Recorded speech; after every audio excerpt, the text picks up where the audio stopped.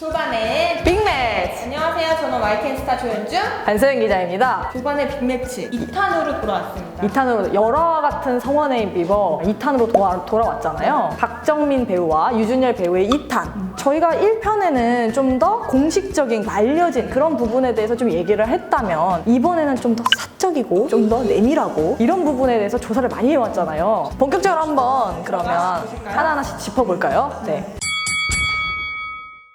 1라운드는 측근이 말하는 성격입니다. 제가 유준열 씨를 좀 조사를 해봤는데 네네. 한마디로 딱 표현하는 단어가 있더라고요. 문구가 있더라고요. 네. 주변인들에게 살뜰한 긍정의 아이콘.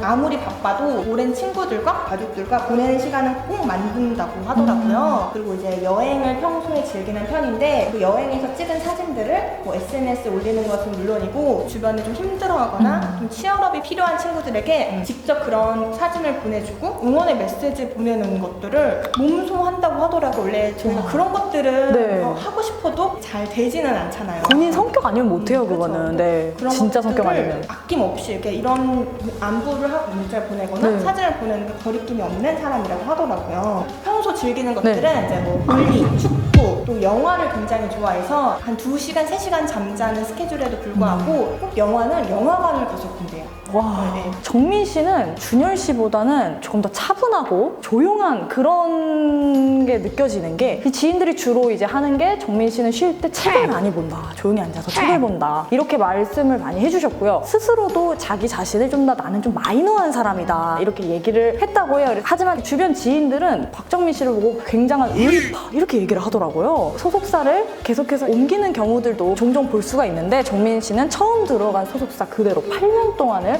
같이 있는다는 점에서 좀 이 부분에서도 그의 의리가 또 돋보이는 대목이 아닌가 그런 생각도 좀 해봤어요. 준열 씨가 네. 일할 때만큼은 굉장히 프로페셔널하다라는 표현을 또 쓰시더라고요, 지인께서. 이유 중에 하나가 작품을 준비할 때 캐릭터를 입는 과정, 네. 그 과정 자체를 되게 소중하게 여긴다고 하더라고요. 자신이 어떤 연기할 캐릭터를 입을 때 네. 주변인들의 조언도 유연하게 잘 받아들일 줄 아는 배우라고 하는데요. 스스로 마인드 컨트롤을 잘하고 무엇보다 응답하라 1988 이후로 스타가 되셨잖아요. 그쵸. 이제 그 당시와 지금의 모습이 전혀 다르지 않다. 이제 그거를 또 존경할 만하다 이런 식으로 표현을 하는 점이 인상적이었어요. 근데 프로페셔널하면 정민 씨도 또 빠질 수가 없는 게 정말 지인들이 입을 모아서 이 배우는 치열하게 노력하는 배우다. 그래서 그 어느 정도냐면 너무 가혹하다라고까지 표현을 했어요. 이게 어디서 좀 보여지냐면 에피소드가 몇 가지가 있는데 박정민을 지금까지 여기까지 있게 한 동주라는 영화를 빠뜨릴 수가 없잖아요. 당시에 이제 이준익 감독을 처음 만나는 자리에서 극중 역할인 송몽규 선생님과 정말 똑같은 그런 비주얼로 나타났다고 해요. 그만큼 이제 처음 만나는 자리에서도 철저하게 준비성이 엿보이는 대목이라고 볼 수가 있고요. 캐스팅 되고 나서 그다음에 캐릭터를 구상을 할 때는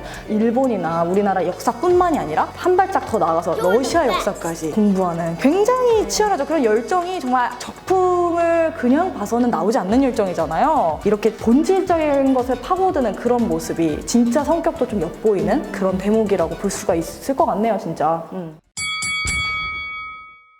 2라운드는 이제 배우들이 연기 외에도 어떤 좀 사적인 활동을 즐겨하는지 또 이런 부분도 재밌잖아요. 유준열 씨는 네. 환경운동가로서의 활동을 진행하고 계시더라고요. 지난해 12월 5일부터 7일까지 그린피스 환경감시선 교육과정을 이수했다라고 합니다. 네. 이게 레인보우 워리어 3호 선산이라고 배예요. 거기에 직접 2박 3일 동안 탑승해서 네. 이제 환경감시선 활동을 위한 기본 교육을 직접 몸으로 아니 그렇게 스케줄이 바쁜데 그 와중에도 활동을 이제 하기 위해서 시간을 냈다고 하더라고요. 이런 환경운동, 어떻게 하다 환경운동가의 활동을 하게 됐는지 네. 그런 이야기가 나온 적이 있는데 겸손하게 좋은 사람들과 이제 좋은 것을 보고 그런 사람들과 있으면서 저도 그렇게 됐다라고 표현을 하는데 내가 이제 앞으로 활동하는 데 있어서 좋은 영향을 미치겠다 뭐 이런 뜻이 아니라 인간으로 어떻게 살아가야 하는지 그런 것들을 생각하면서 나온 행동이라고 하더라고요. 계기를 들으니까 마음이 더 훈훈해지네요.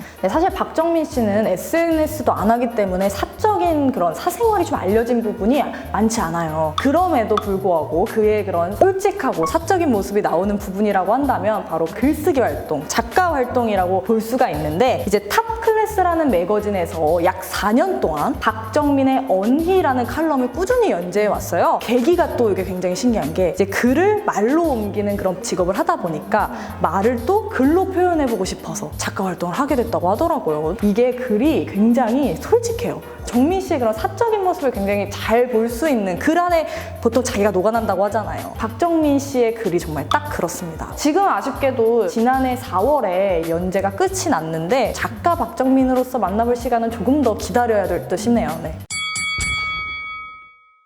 다음 라운드는 3라운드인데 아까 1라운드에서 저희가 지인을 얘기했다면 연예계 좀 동료가 말하는 배우 류준열 씨와 박정민 씨를 알아보는 코너입니다. 저는 먼저 얼마 전에 리틀 포레스트가 개봉해서 김태리 씨 인터뷰를 제가 했는데 영화 자체가 이제 세 명의 친구들이 함께 이제 시골에서 보내는 내용을 다루는 작품인데 애드리브로 많이 세 배우께 넘겼다고 하더라고요. 친구처럼 이런 좀 케미가 이제 드러나야 나오는 되니까. 말들을 원했기 때문에 유준열 씨가 그 부분을 이끌어줬다. 도움을 굉장히 많이 받았고 어떻게 했다? 유연한 배우다.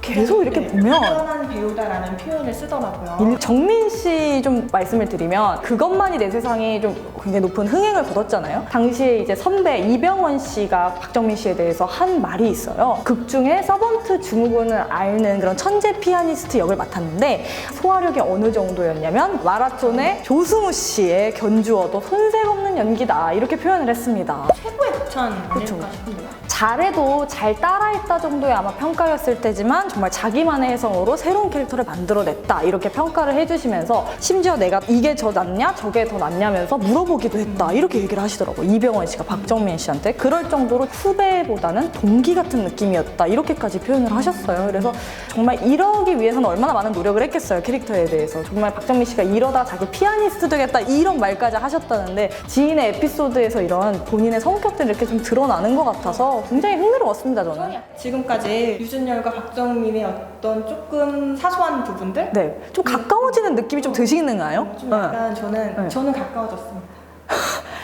이제 팬인분들은 유준열 씨와 박정민 씨의 좀 몰랐던 부분을 아셨으면 하는 계기가 됐으면 좋겠고 또 팬이 아니셨던 분도 예. 입덕의 계기가 또 되시길. 저희 입덕이 됐기 때문에 저희는 입덕이 됐죠. 그런 계기가 되시기를 YTN 스타도 바랍니다. 저희도 바랍니다. 네.